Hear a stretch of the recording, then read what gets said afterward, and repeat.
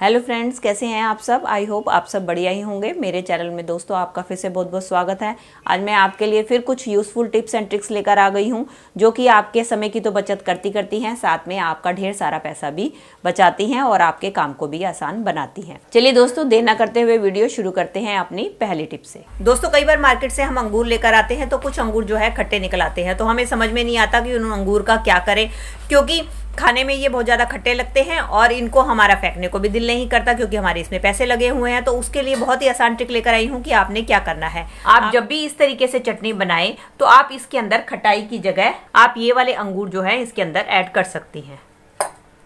बाकी अंगूर की क्वांटिटी आपने जितना खट्टा खाना है उसके हिसाब से आप इसमें डाल सकते हैं। इसके बाद अब अपनी चटनी बनाएंगे तो आप देखेंगे कि आपकी चटनी एक तो खाने में बहुत ज़्यादा टेस्टी बनेगी और साथ साथ आपको अंगूर के सारे बेनिफिट्स भी मिलेंगे और आपको कोई भी अलग से खटाई डालनी नहीं पड़ेगी और साथ साथ आपके खट्टे अंगूरों का भी बहुत बढ़िया यूज़ हो जाएगा।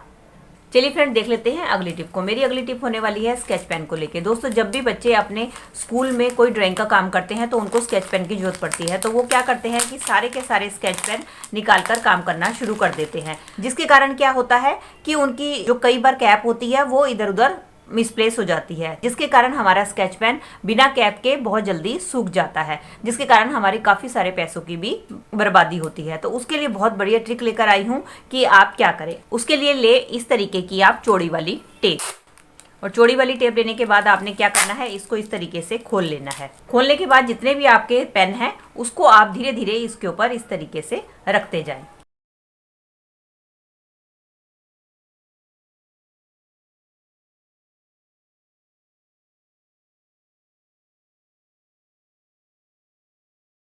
इस तरीके से आप सारे पेन जो है टेप के ऊपर लगा दें और इसके बाद आपने इसको कट कर दें। और ये वाला जो हिस्सा है आपका, आपने इसको इस स्केच पेन के ऊपर सारे को लपेट देना है। ऐसा करने से क्या होगा, उनकी सारी कैप जो है इकट्ठी जुड़ी रहेंगी और जब वो काम करेंगे तो उनकी कैप जो है इधर उधर मिसप्लेस भी नहीं होंगी, जिससे कि उनका स्केच पेन भी खराब नहीं होगा।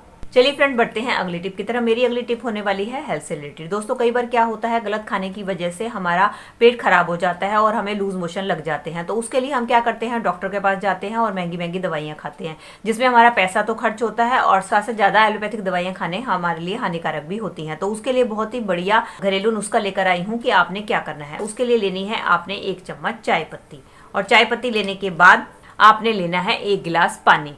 और अब आपने इस चाय पत्ती को फांका मार के पानी के साथ खा लेना है। आपने इसको बिल्कुल भी चबाना नहीं है। अगर आपको इस तरीके से खाने में कोई दिक्कत आती है तो आप इसमें थोड़ी सी चीनी मिलाकर भी इसका इस्तेमाल कर सकते हैं। बस इस बात का ध्यान रखना है, आपने इसको चबाना नहीं है, मुंह में डालकर आपने सीधा पानी के साथ इसको निगल लेना है।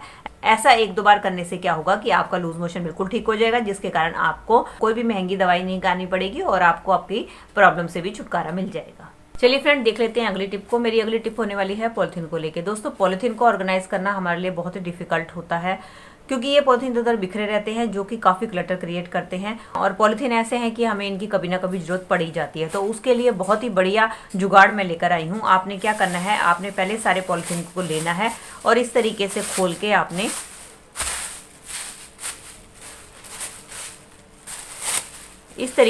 सारे पॉलिथीन को खोलकर एक के ऊपर एक रख लेना है। ये देख सकते हैं, मैंने सारे पॉलिथीन को एक के ऊपर एक इस तरीके से रख लिया है।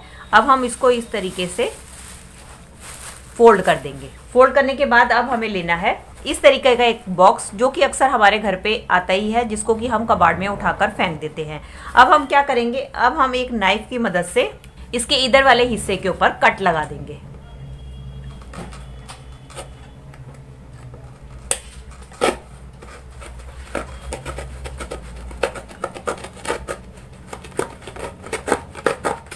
ये देख सकते हैं दोस्तों, मैंने इसको नाइफ की मदद से इतना कट कर लिया है। अब हम क्या करेंगे, ये जो हमारे पॉलिथीन है जो हमने तय लगाए थे, अब हम इन पॉलिथीन को डाल देंगे इसके अंदर।